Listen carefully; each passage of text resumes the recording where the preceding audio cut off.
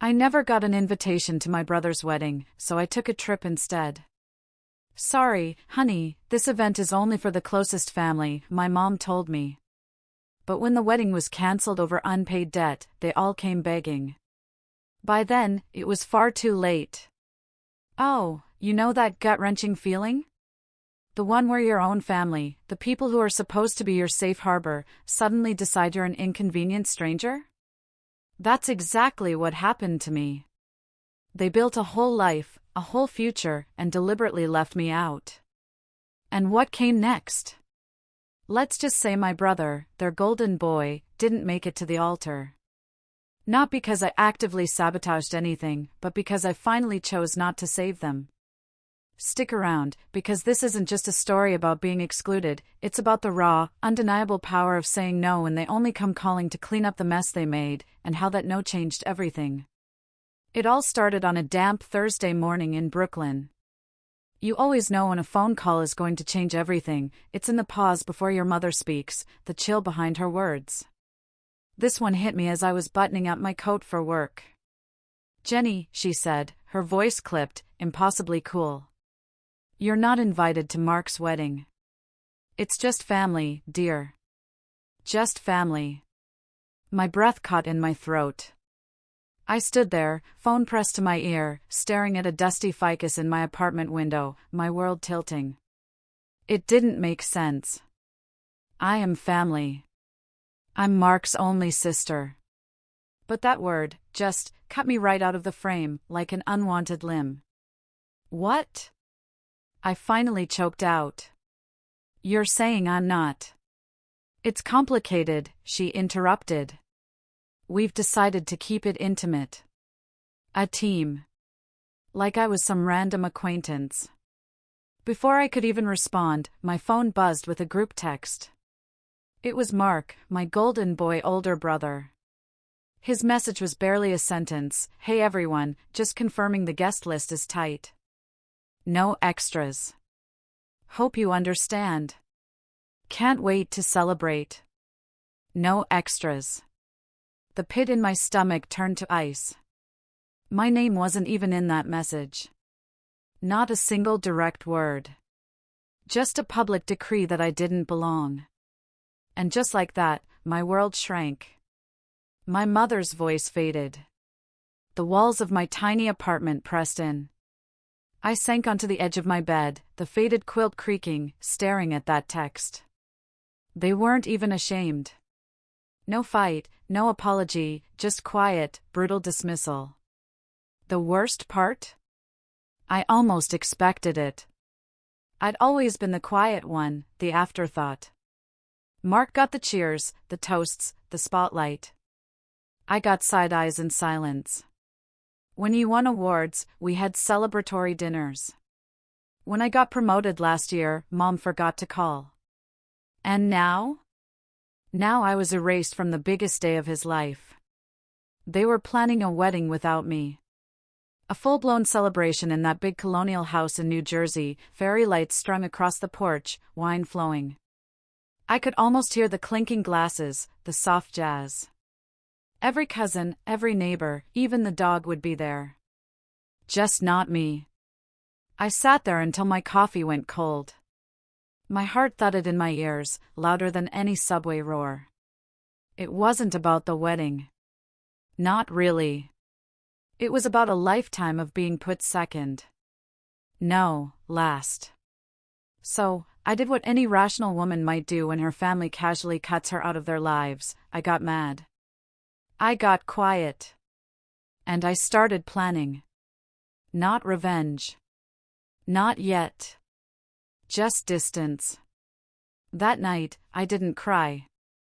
I didn't scream into a pillow or call anyone for sympathy. I didn't even reread the group text or replay my mother's voice. I just sat on my couch with the overhead light off, watching headlights flicker past my window like ghosts of lives I'd never lived. And then, sometime around 3 a.m., I opened my laptop. Google, last-minute flights from NYC. I didn't even know where I was going. I just knew I needed to leave. Not forever, not dramatically, just for now.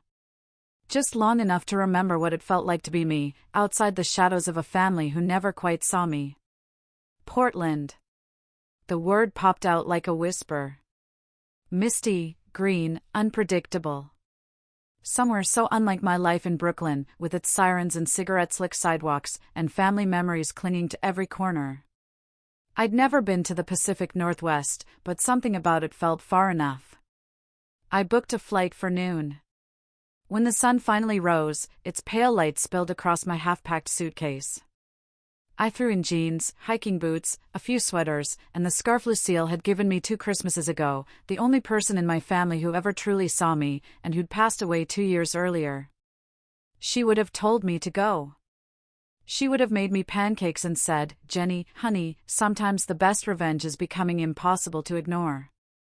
The cab ride to the airport was silent. I stared out the window while my driver hummed along to a pop song I didn't recognize.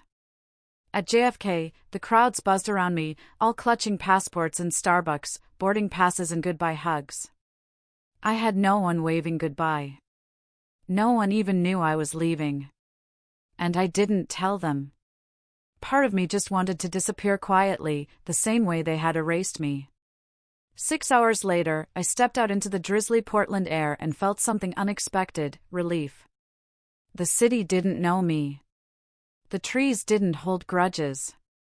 The strangers didn't look at me with that tight-lipped sympathy I'd grown to hate. Here, I was no one's disappointment, no one's difficult daughter. Just Jenny. Just Jenny.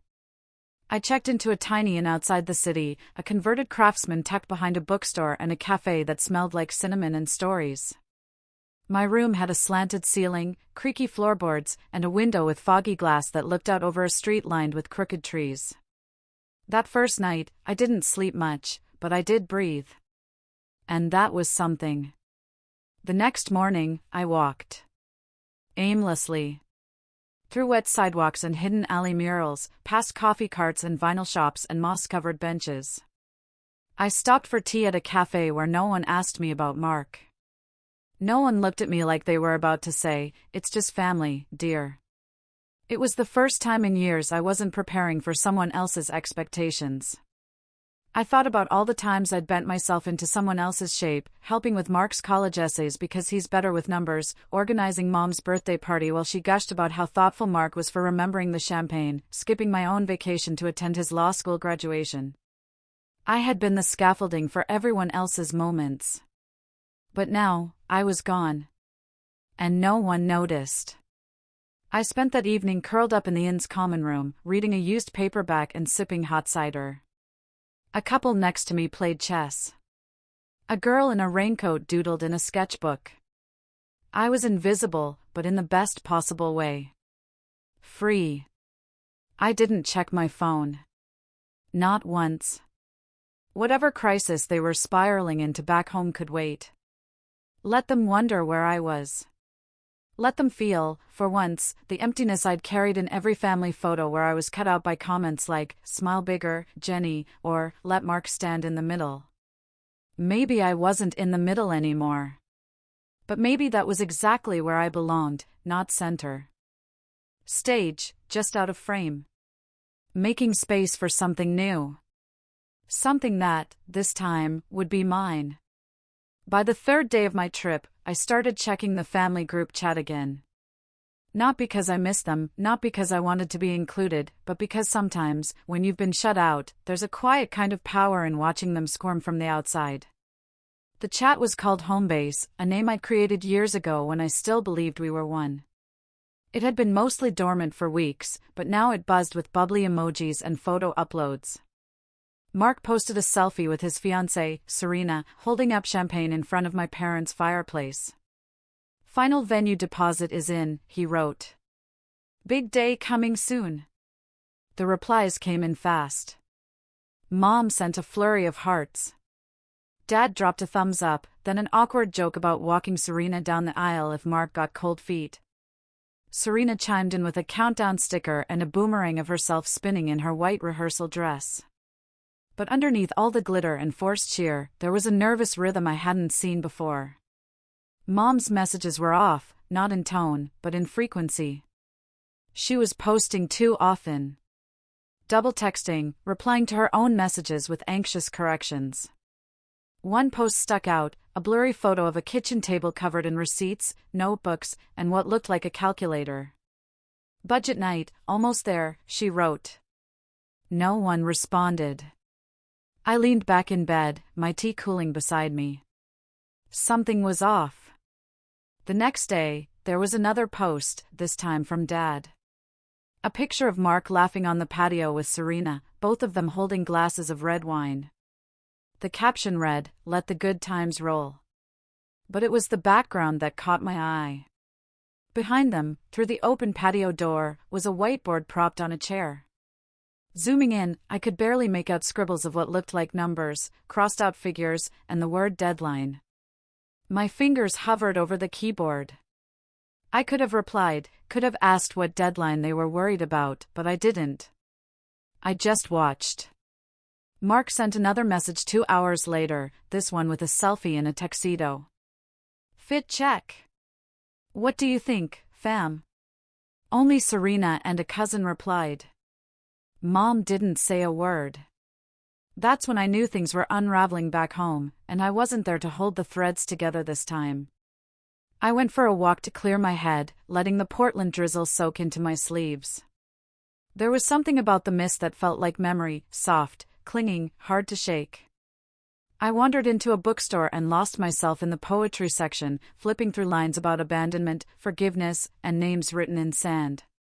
I don't know why, but that night I dreamed of the house I grew up in. I saw the kitchen, the old towel I once scrubbed while Mom barked at me about leaving streaks. I saw Dad's creased forehead behind his reading glasses, his pen tapping against overdue bills. I saw Mark, age 10, getting praised for fixing the remote while I stood off to the side holding the batteries he'd forgotten. In the dream, they all looked at me, and then, they turned away. When I woke up, my phone had a new notification.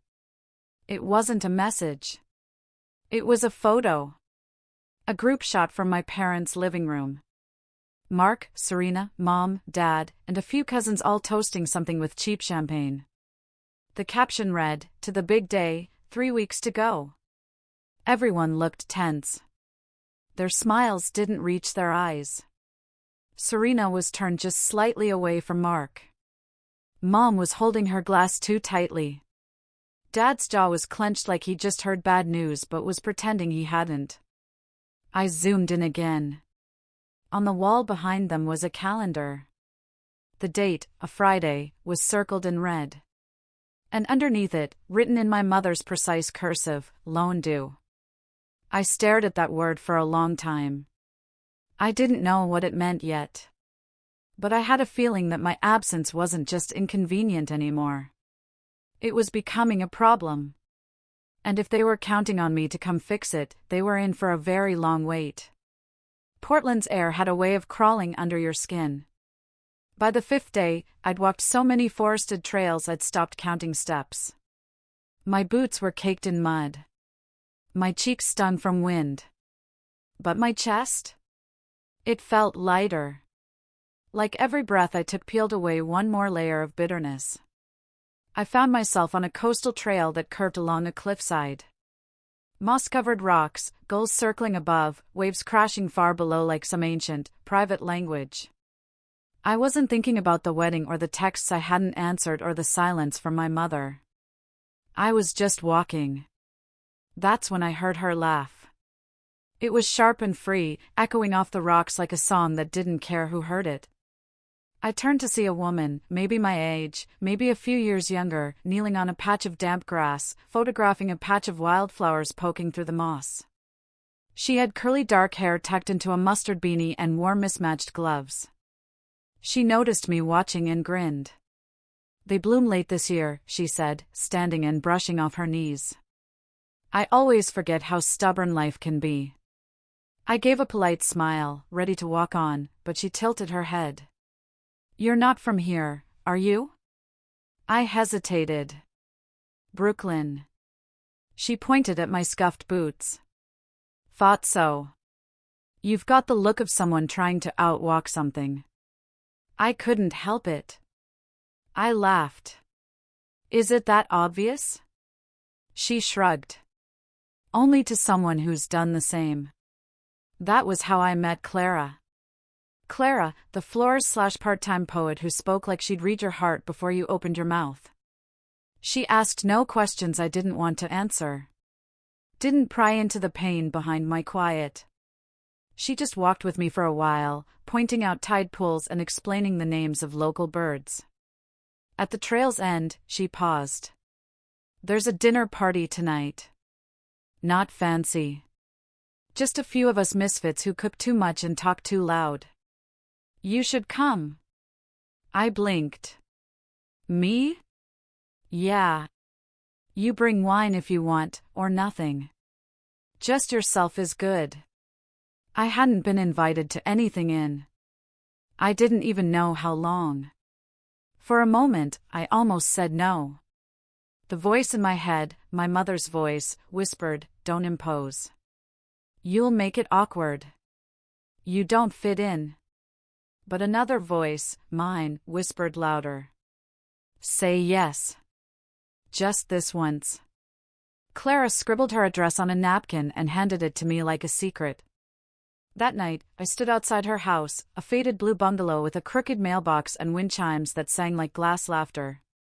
I almost left. Then the door opened, and Clara waved me in like we were old friends. Inside, the house glowed. Mismatched chairs, pots of pasta steaming, people shouting over music and laughing with their mouths full. No judgment, no calculation, no one asking if I RSVP'd or whether I brought the right gift. Just life, raw and loud and real. Clara introduced me as Jenny from the East Coast, who walks like she's unraveling and somehow still standing. I should have been embarrassed. Instead, I laughed until my ribs hurt. Someone handed me a plate. Someone else poured me a glass of red wine. I sat between a woman named Emo who made her own soap and a guy named Devin who taught guitar to kids in foster care. They didn't ask about my family. They asked what made me happy, what kind of sky I missed, what food I'd cook if I could only make one dish for the rest of my life. I hadn't had a conversation like that in years. Somewhere between the garlic bread and the last pour of wine, I felt something shift. I felt seen. Not as the daughter who was too quiet. Not as the sister who didn't sparkle like Mark. Not as the ghost in the family album. Just Jenny. By the time I left, Clara hugged me like we'd known each other for years. "You're good company," she whispered. "You don't owe anyone an explanation for existing, you know?" I walked home with her words buzzing in my chest. No one had ever said that to me, not once.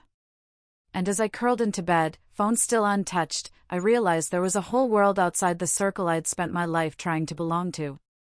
And maybe, just maybe, I didn't need their seat at the table anymore, because I was starting to build my own. I didn't check my phone for 3 full days. Not once. Instead, I let it sit at the bottom of my tote bag, silenced, while I lived like someone no longer tethered to obligation. Clara took me to a local poetry reading.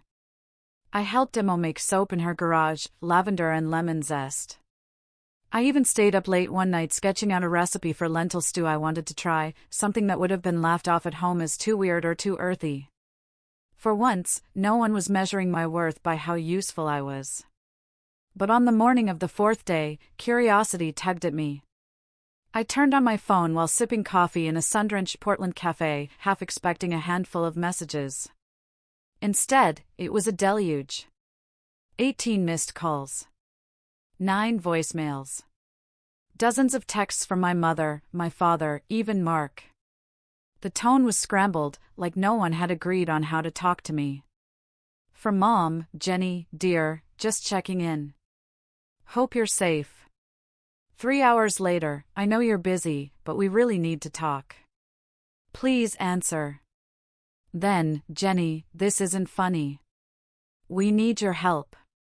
Mark's message was less subtle. "Can you be an adult for once and call us back? This is serious." And then the one that made my stomach clench: "The venue needs the final payment by Friday or they cancel." If you won't help for us, at least think about how this affects Serena. Serena. The perfect bride-to-be, the new favorite. I could picture her crying in the guest room, Mom rubbing her back, Dad sighing dramatically about how unreliable Jenny always was. The guilt was there, of course it was. It had been planted deep years ago, like a seed. But something else rose stronger, a strange, almost thrilling calm. Because I hadn't done anything. Nothing cruel, nothing loud. I hadn't stormed out or made a scene or gone on Facebook to air family drama. I had simply disappeared. And in my absence, everything was falling apart. That night, I listened to the voicemails. Not all of them, just enough to catch the pattern. Mom's voice went from sweet to sharp in seconds. Jenny, we're just trying to figure things out. It's not fair for you to disappear like this. We've always supported you. Remember, it's one signature. You have the best credit in the family. The bank already flagged the application without you. So that was it. That's what this was all about. They needed me to co-sign.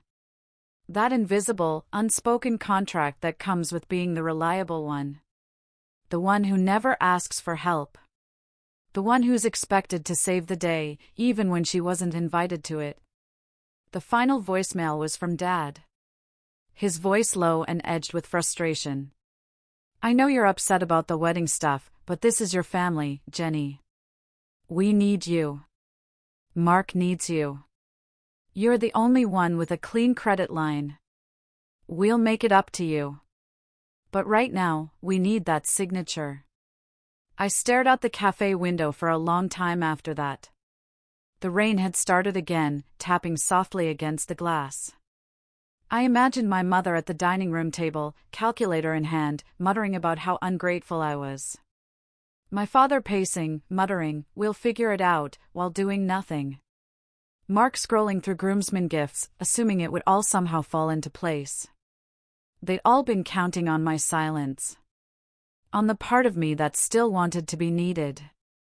But here's the thing they forgot, need only works if the door swings both ways. If you're never invited, you're not obligated.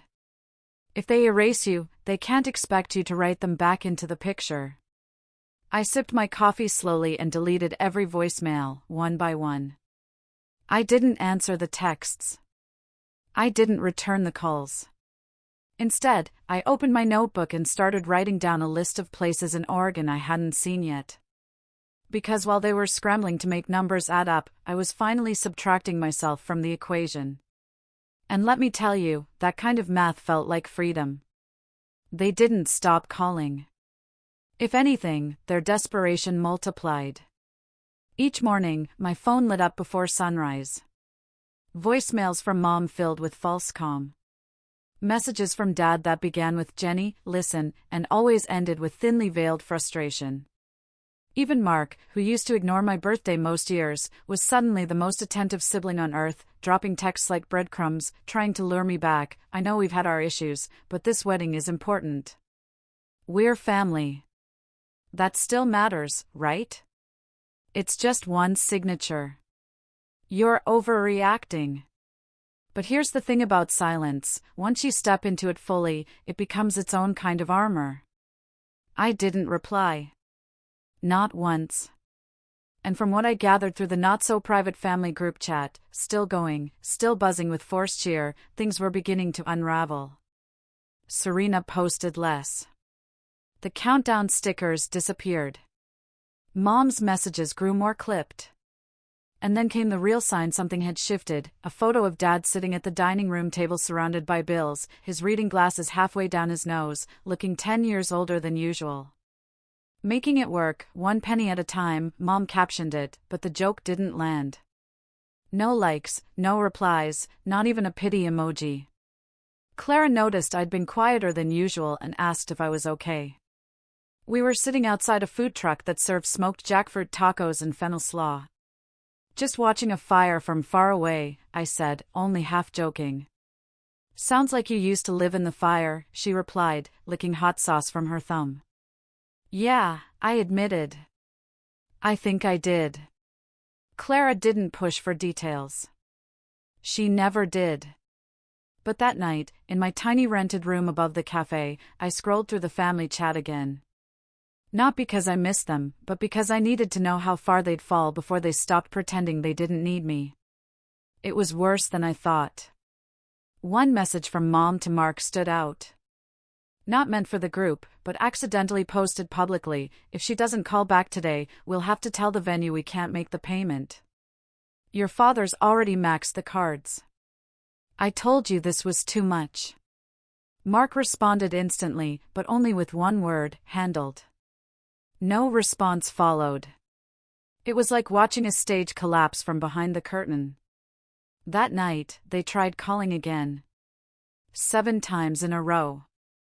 I turned my phone off. I let them feel the silence. Let them sit in the chaos they'd built, brick by selfish brick. I wasn't being cruel. I wasn't being petty. I was just done. Done being the reliable fallback. Done being the invisible backbone. Done being invited only when it was convenient to them, and discarded the moment I wasn't useful. And you know what? I slept like a rock.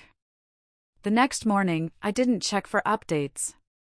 I made banana pancakes with Clara and Emo in their shared kitchen, laughing over a broken spatula and someone's burnt toast.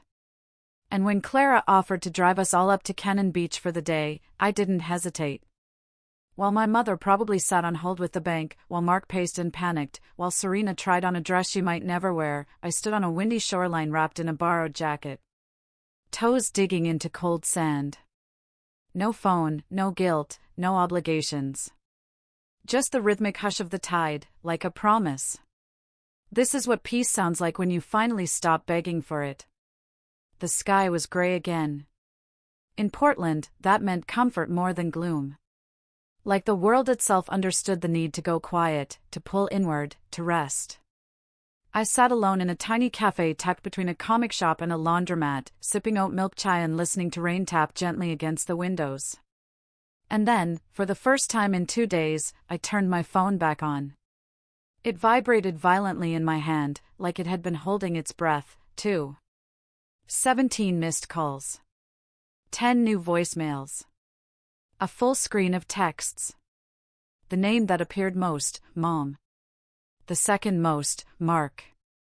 Not one from Serena. I started with the messages, just to feel the temperature of the storm. Jenny, please call me. I don't know what you're trying to prove. This is serious.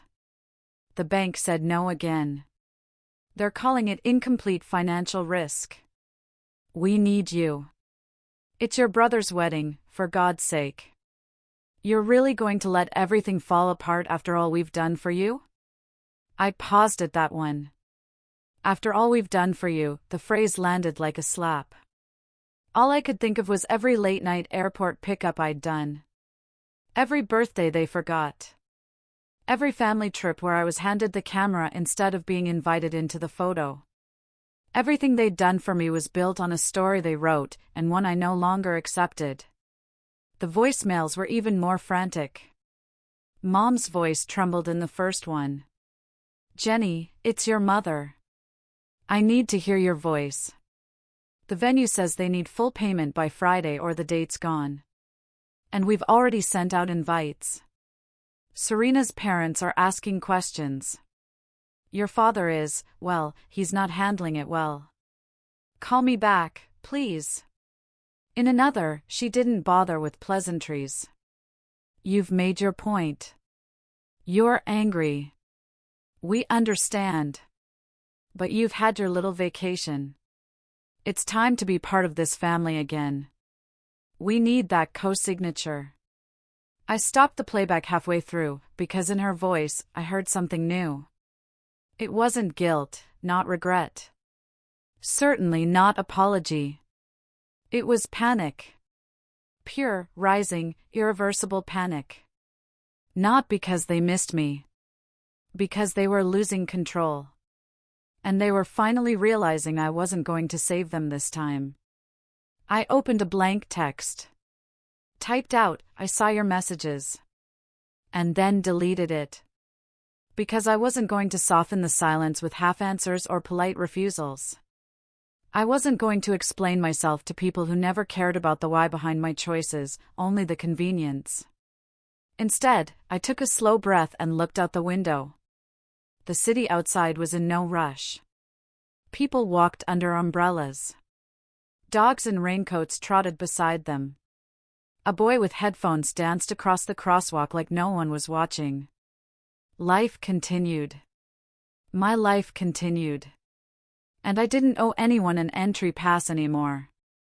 Later that evening, back at the inn, I did the only thing that felt right. I deleted the voicemail notifications. I archived the family chat. I set my phone to do not disturb and tucked it screen side down into the nightstand drawer. And then I did something else. I took out a pen and started writing. Not a text, not a letter, just a list titled, "Things I No Longer Accept," at the top, conditional love disguised as tradition. Manipulation packaged as family duty. Being the emergency contact for people who don't even remember your birthday. I fell asleep with the pen still in my hand. No one had ever taught me what self-respect looked like, but I was learning. And it was quiet. And it was firm. And it felt like coming home to myself. I found out the wedding was cancelled the same way I found out I wasn't invited in the first place, through the family group chat. No phone call, no voice, just digital shrapnel. It started with Serena's mother. She wasn't even part of the chat, but someone had screenshot her Facebook post and dropped it in without comment. "To those asking about Mark and Serena's wedding, it has been postponed indefinitely. We appreciate your understanding during this difficult time. Please direct questions to the couple directly. Postponed indefinitely." A soft phrase that felt like a cracked wine glass. It doesn't shatter loudly, but you know it's useless now. The chat exploded after that. Cousin Tyler asked if it was a joke. Aunt Mari demanded clarification. No one answered. Then, like clockwork, Mark posted, "Sorry, everyone. Venue fell through last minute. We'll reassess soon. Appreciate your support." That was it. No apology, no admission, just a vague shrug as if the most elaborate event of the year hadn't just evaporated overnight. But I knew better. I went to Serena's Instagram next, just to confirm. Everything was gone. Every post, every photo, every caption with hearts and hashtags and countdown to forever text scrubbed like it never existed. Her profile was blank. The final nail came from my cousin Amber, who texted me directly, something no one had done in weeks. "I don't know what happened exactly, but your mom was crying on the porch when we showed up. Some guys from the venue showed up, too. It was bad. I could picture it. Mom standing there in her pearls and pressed slacks, trying to pretend she hadn't bet it all on a fantasy. Dad behind her, probably blaming the weather or a banking glitch. Mark fuming because someone finally told him no. And Serena? She was smart enough to walk. What I didn't expect, what I should have expected, was how fast the blame shifted. That night, my voicemail blinked again. I let it play over dinner in my room, just to see how far they'd go. Mom's voice was ice-wrapped in velvet. "Well, I hope you're happy everything fell apart.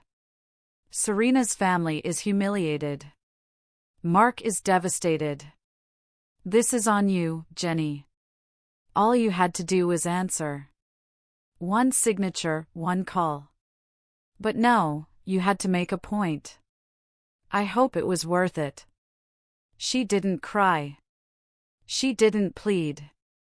She assigned blame like a verdict. It was surreal, because the only thing I'd done was nothing. I didn't destroy the wedding. I didn't lie to vendors or make promises I couldn't keep. I didn't overspend or take out loans with shaky credit. I didn't design a dream around assumptions and entitlement. I simply didn't come running when they snapped their fingers. And that was enough to burn it all down. It should have crushed me hearing that message. The guilt should have surged. But it didn't. Because deep down I knew they were never really planning a wedding with me, just around me. And when their house of cards finally collapsed, they reached for the one piece they'd always expected to hold, me. But I wasn't there anymore. And now their silence wasn't icy or smug or dismissive. It was empty. I stepped out onto the tiny balcony of my room, wrapped in a blanket, letting the rain kiss my skin. Below, the street hummed softly. Cars passing, someone laughing, a dog barking once. Real life, unstaged, honest. I didn't feel victorious. I didn't feel cruel. I just felt done. Done trying to earn a seat at a table that was never set for me. They had chosen to exclude me, and I had chosen to stay gone. And now? Now the silence was mine, and I wasn't giving it back. The voicemail came at 2:13 a.m. I didn't see it until the next morning, sunlight slanting through the curtains in ribbons of pale gold. My body was wrapped in soft linen sheets, my head still buzzing with laughter from the night before. It had been spontaneous, another one of Clara's impulsive gatherings. A let's not let the rain win dinner that turned into an impromptu rooftop jam session. Mo had brought candles. Devin brought a guitar. I brought a pie I'd half-burned, but no one complained. It was joy. Plain, imperfect joy, the kind of night my family would have mocked for being messy or bohemian. The kind of night I'd never had with them. So, when I saw the new voicemail notification, my mother's name in bold, I hesitated for a full minute, thumb hovering above the play button. Not out of fear, but because I didn't need to listen. I knew what it would say. Something trembling and distant. Something laced with guilt, but not remorse. Something meant to twist my silence into cruelty, my absence into betrayal. Still, I pressed play. Jenny. My mother's voice was soft, worn out. I don't know if you'll even listen to this. I guess I just wanted you to know that we're home now. The wedding's off. Serena moved her things out last night. Mark hasn't spoken to us all day. A pause. I could hear her breathing, the shuffle of fabric in the background, like she turned away from the phone mid-thought. Your father's pretending he's fine. You know how he is. And Mark, he's blaming everyone, but mostly you. And I guess so am I. Even though I know it's not fair. I know we didn't handle things right. Another pause. Longer this time. It's hard, Jenny, watching everything fall apart and not knowing how to fix it. I keep thinking if you were here, maybe things would have gone differently. I waited for the apology that never came.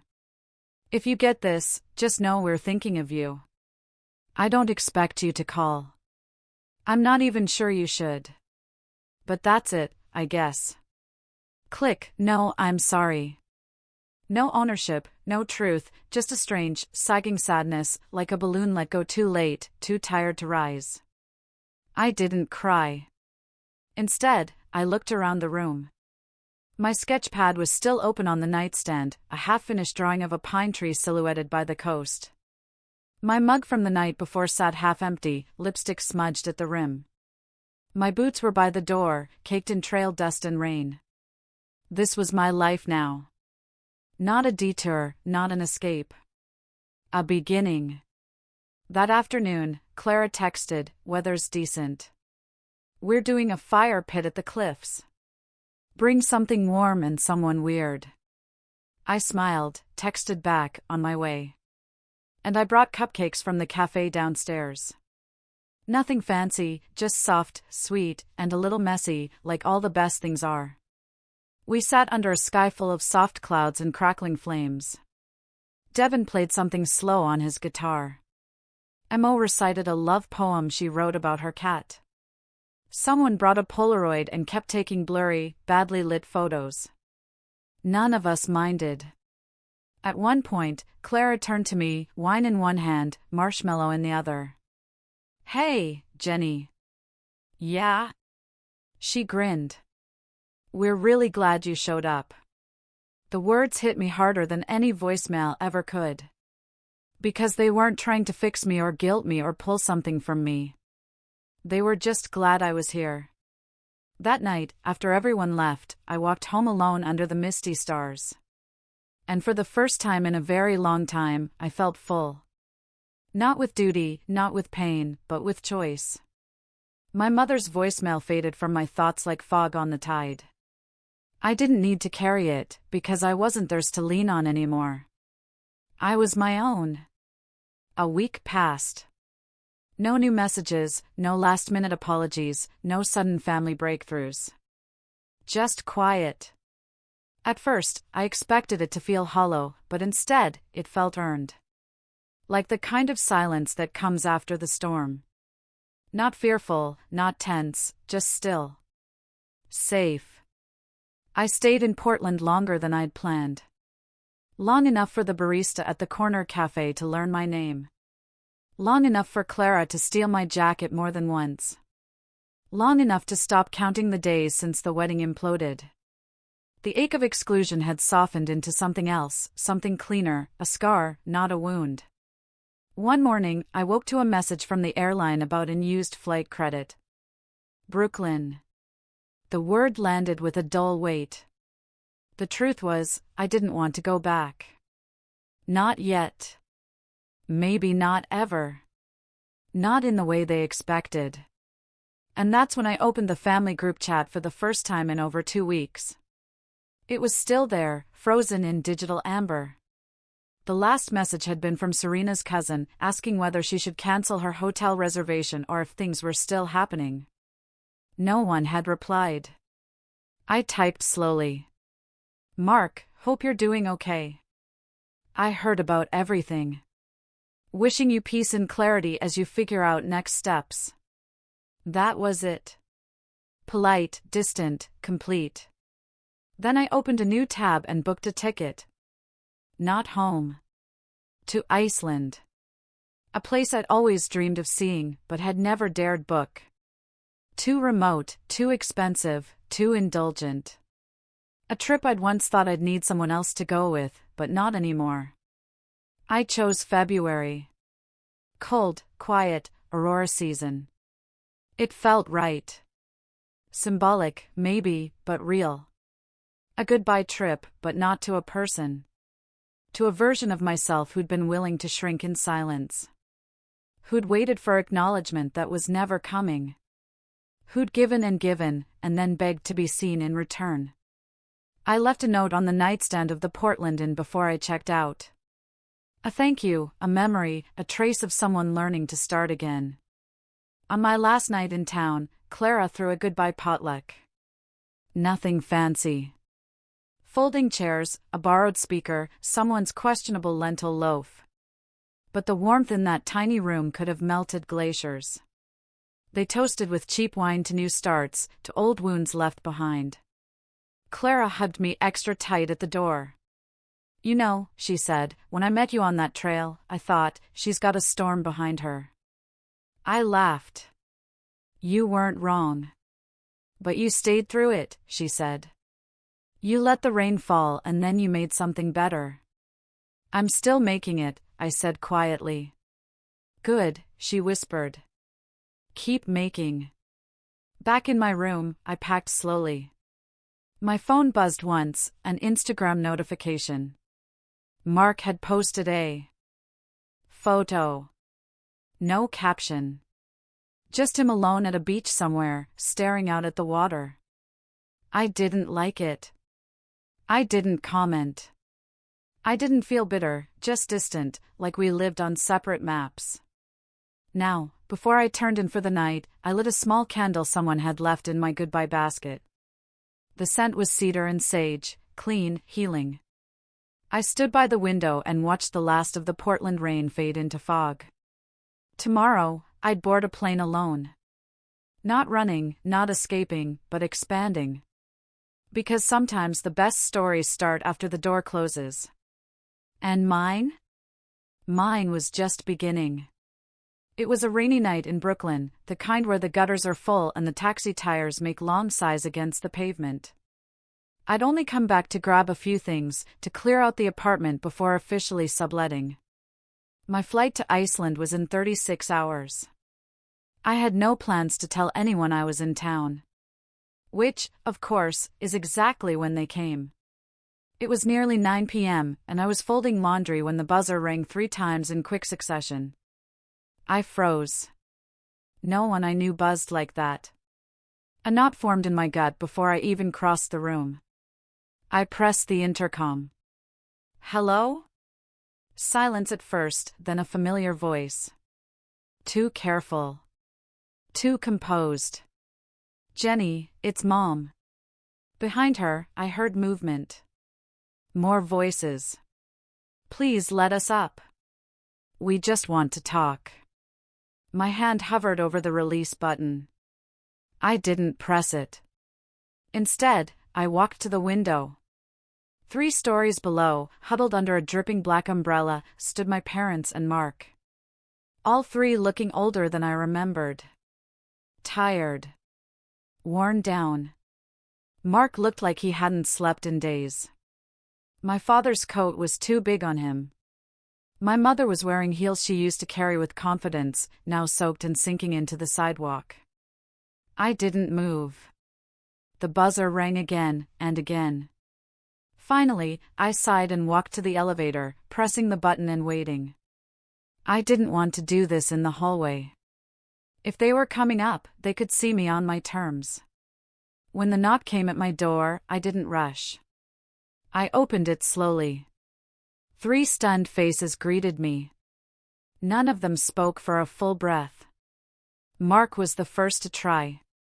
Jenny, but I raised a hand. Don't, I said softly. Just say what you came to say. My mother stepped forward, clutching her purse like a lifeline. We made mistakes, she said. Terrible ones, I thought I was doing what was best for everyone. You always seemed so strong. My father cleared his throat. We thought you didn't need us, that you were fine. I said nothing. Mark looked at me, eyes red. I messed up. I know that. But the wedding, Serena, all of it, it fell apart, and I blamed you. But the truth is, I counted on you fixing it, like always. There it was. The honesty. Too late, but real. We came to say sorry, my mother added, and to ask, well, if you'd consider helping us still. The house, the debt, it's worse than we admitted. And your credit, I held up a hand again. They went quiet. I stepped back from the doorway. For one tiny second, their faces lit with hope. But then I reached for the suitcase beside me. It was already packed. Already zipped. I pulled it behind me and stepped into the hallway. Then, without a word, I gently closed the door behind me. Mark blinked. Wait, where are you going? The elevator dinged at the end of the hall. I walked toward it, steady steps, heart calm. My mother called after me. Jenny, please don't just walk away. I didn't turn around. I pressed the button. The doors slid open with a soft whoosh, and I stepped in. They didn't follow. They just stood there, all 3 of them, still soaking from the rain, still carrying everything they refused to see until now. The doors began to close. And just before they did, I met my mother's eyes one last time. I didn't smile. I didn't cry. But I did nod. A small, firm gesture that said everything I needed to say. Asterisk, I heard you. I see you. But I'm not coming back, asterisk, the doors shut, and I was alone. As the elevator descended, my reflection stared back at me from the mirrored panel. For the first time in a long time, I saw someone I respected. Not because she forgave, not because she fixed it, but because she finally chose herself. Outside, the rain was still falling. But this time, it didn't feel heavy. It felt like cleansing, like beginning. I stepped out onto the street, suitcase in hand, and walked toward the cab waiting at the curb. Iceland could wait. Tonight, I just needed the wind on my face, the hum of the city, the echo of a door I didn't have to open again. And maybe tomorrow, a new chapter, where I'd write in my own ink, on pages no one else could tear out. Because this time, the story was mine.